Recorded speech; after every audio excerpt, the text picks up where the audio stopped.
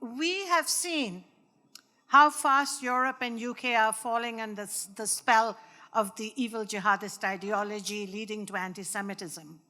Haras Rafiq, who is from the UK, spoke on an ISGAP webinar titled Pathways to Islamist Radicalization and the Triple Threat, How Anti-Semitism is the Common Denominator.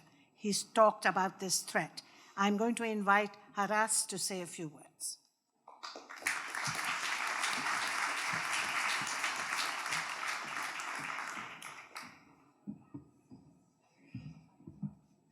Thank you, Raheel, and to the rest of the team at Secure Canada, who I'm part of, actually. I'm honored to be here today to wear two hats, as a board member of Secure Canada and also as an advisor to the Council of Muslims Against Anti-Semitism.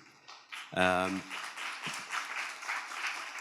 do you know, I'm going to go a little bit off script, so please bear with me a minute.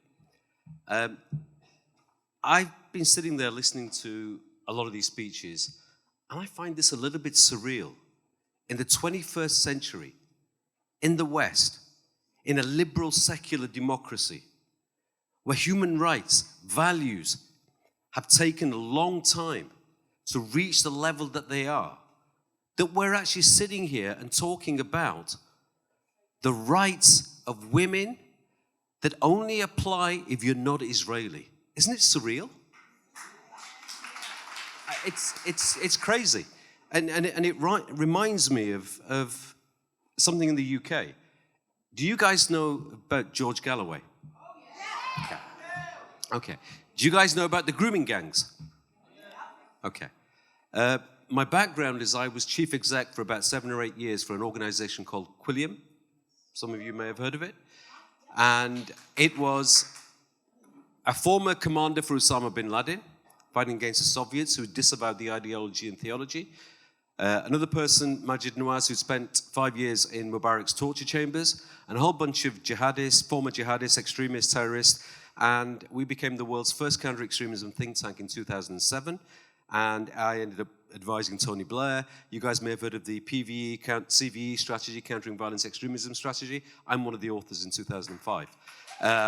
By the way, it doesn't work.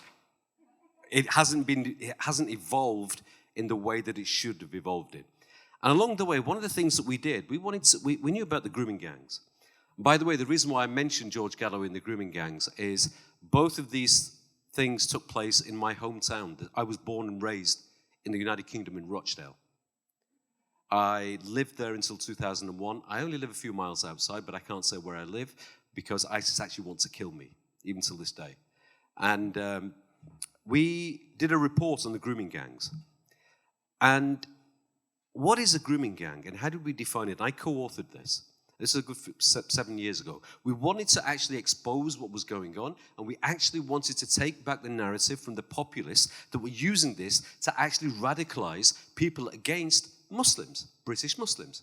So we, a bunch of British Muslims, decided to do a full report on this. The grooming gangs is different to child sexual exploitation. CSE is when somebody goes along and commits an act of rape or violence against an individual, goes away and does it again. That by far, in the United Kingdom, the demographic is not British, Muslim, Pakistani origin. What's a grooming gang? A grooming gang's definition was when 2 or more people commit acts of sexual violence against the same girl repeatedly. That is a grooming gang. And we found in the data actually came from the government. It wasn't easy, hard, difficult for me to get. I used to advise the prime ministers and the home secretaries and people like that. And we found that more than 80% of the people that were convicted were classified as Asian. For you guys that don't know what Asian is here in North America, it's not the people from China, it's people that look like me, from Southeast Asia. And the majority of them were Pakistani ethnicity. So we presumed and assumed correctly that the majority of them, 84%, happened to be Muslim. And we did a report, and we thought, we're going to expose this disinfectant. Sunlight is the best disinfectant. Let's have the debate. Well, I wasn't attacked by any British Muslim about this. It was the pseudo-academics from the progressive, in inverted commas, left They decided that I wasn't a Muslim.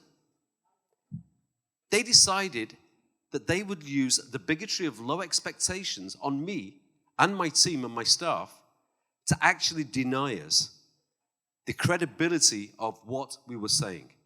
And by the way, we focused on Rochdale. Rochdale is famous or infamous for the grooming gangs, and now Galloway. The same denial. Oh, by the way, also, these same people, including members of parliament, Nash Shah. You guys heard of Nash Shah? Nash Shah victim blamed. It was the fault, she said, of the young girls, the kids going out at night time, the parents letting them out. It was their fault. Crazy. And now, it's the fault of the Israeli women. Why? Because they're Israeli. It's the same thing happening again and again and again. And here's the thing. Noor talks about the death of religion.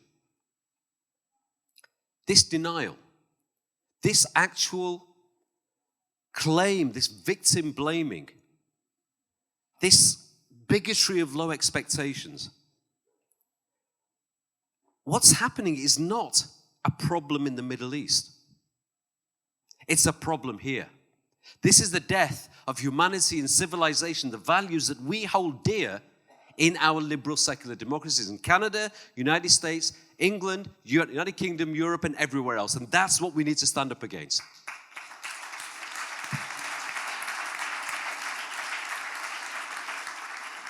What are the consequences if we don't? This is something to really consider. I want everybody here to think about. Why are you here? Why are you here? Why am I here? Is this another conference where you're going to hear a few people speak and some of us will get round of applause, some of us will get more than others?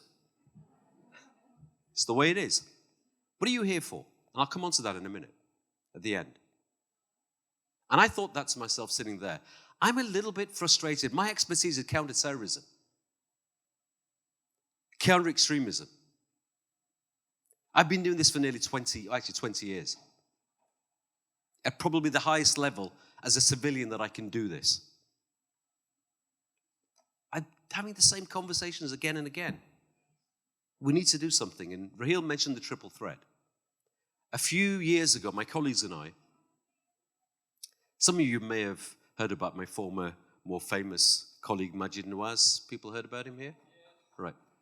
Right. He and I were sat in an office, and we started against Islamist radicalization. He was a former extremist.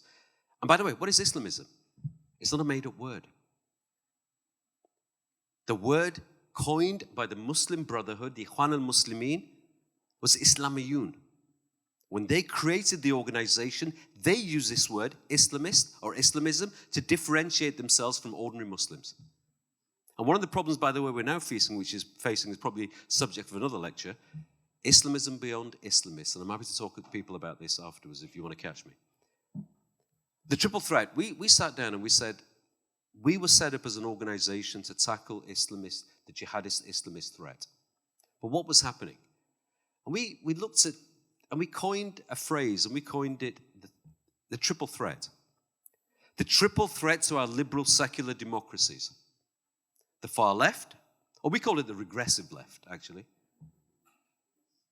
The far right, Islamist theocracies. And we realized this many years ago. And we went on a campaign and we said, the triple threat is being fueled, the front line, the first thing, the threat that they can all bind themselves together with is their anti-Semitism, the hatred of the Jew. Now let me tell you what's happening in the United Kingdom. We know about the far left, Corbynite momentum that happened. It's not gone away. That's still there. And I say this as somebody, as a teenager at university, comes from the far left. That was my flirtation with extremism as a student. I wanted to ban the bomb. I was a punk. You know, there were other factors involved, which I won't share here because it's been recorded. But there were other things as well. The far left in the United Kingdom, the Islamist theocrats, and the actual far right, the former leader of the British National Party, Nick Griffin, the head of the Knights of the Templar org, are working together post-October the 7th. There is video footage of this. There is evidence of this. This prophecy, which I prayed we could stall, we could stop. This threat of the triple threat and the hatred of the Jews. They're actually working together. It's not too late. The response to this has to come top down from governments. Of course it does. But it also has to come bottom up, go into civil society. The only way, look, governments come and go. There are good governments, bad governments, good policies, bad policies. I've been there and I've kind of lost a little bit of faith in politics, having been offered a seat in 2010 and refused it because I didn't want to sell my cause to one particular party. I wanted this to remain a bipartisan issue, and it has to be.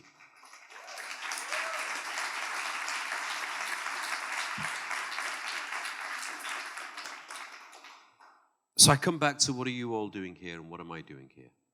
You all have a role to play. I have a role to play.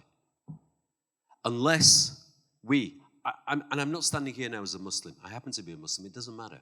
I'm not standing here as a Brit. I happen to be a Brit. It doesn't matter. I'm not standing here as somebody who happens to be of Pakistani origin. It doesn't matter. I'm standing as a human being. We, human beings, have to take back the center ground. We have to take back control of the microphone. We have to take back the control of the forces of the triple threat that are plaguing our humanity, our civilization. Otherwise, we're going to get more of these October the 7th. I guarantee it. The future, if we don't do this, the future isn't more anti-Semitism. Of course that's going to happen. It's not going to stop there. The future is more terrorism. Some of you may remember Kosovo. That was a recruiting sergeant for Al-Qaeda. The people who are angry right now, what do we do with them? What do we do with them when the day after tomorrow in the Middle East, something happens and there's no more fighting for now? Because you can't kill an ideology with law and war. We have to take this on. I'm here as Secure Canada, as Council of Muslims Against Anti-Semitism. Rahil's here, Cheryl's here somewhere, Danny's here, the rest of the team's here. Work with us. Or you don't have to work with us. Do something on your own. Otherwise, this will just have been another wasted conference. And I just want to end on a story and why I ended up doing this. Some of you may have heard this story. My apologies, Guido, you've heard me say this story. I wasn't going to tell this story, but it kind of fits in a little bit. Why am I doing this? I was born in the United Kingdom. My mother's side went to the UK in 1901. My father went in 1953. 65, I was born. What am I doing? I did what everybody else did. I was on the board of some large corporate organizations. In 2003, my daughter, she was 7 years old, she came on one day and said, "Daddy, I don't want to be a Muslim." I said, "What? What have we done? Why don't you want to be a Muslim?" She said, "Because Muslims are always angry." This was 2003. "Because Muslims are always angry, they're always killing people. I don't want to be angry. I don't want to kill anybody. I'm only 7 years old." Boy. It took me a year to get my head around that. And I ended up leaving my well-paid job, which a big pay cut. And I ended up in this area of work. I said this morning to some people, I tried to leave this area of work 3 times. Keep pulling me back in. That's why I'm doing it. I want you all to really think about why you're here, what role you can play as politicians, as members of civil society, as academics, whatever your role is. Get involved with us. Secure Canada, as a board member, I'm saying to you, we're here. Council of Muslims Against Anti-Semitism, my dear big sister, Rahil, Reza, is here.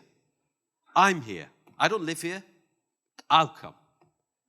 Canada is the epicenter, and I tell you this with a counter-terrorism hat on.